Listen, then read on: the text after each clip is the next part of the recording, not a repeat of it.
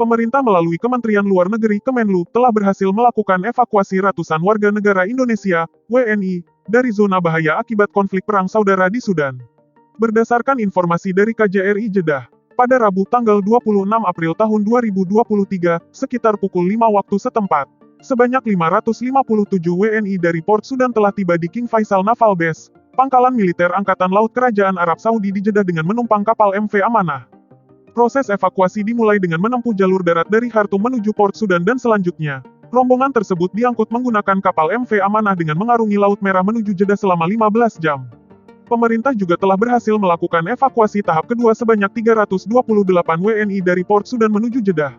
Menurut keterangan Menteri Luar Negeri, Menlu, Retno Marsudi pada pernyataan pers daring mengenai evakuasi WNI dari Sudan, sebagian besar dari mereka adalah mahasiswa, pekerja migran Indonesia dengan keluarganya, dan seorang tenaga profesional airlines.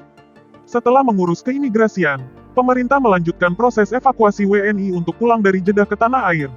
Sekitar pukul 5.46 waktu Indonesia Barat, sebanyak 385 WNI dengan menumpang Garuda Indonesia G991 telah tiba di Jakarta. Menurut keterangan Menlu Retno Marsudi, mereka terdiri dari 248 perempuan dan 137 laki-laki, termasuk 43 anak-anak. Ini merupakan tahap pertama dari pemulangan WNI yang dievakuasi dari Sudan melalui Jeddah.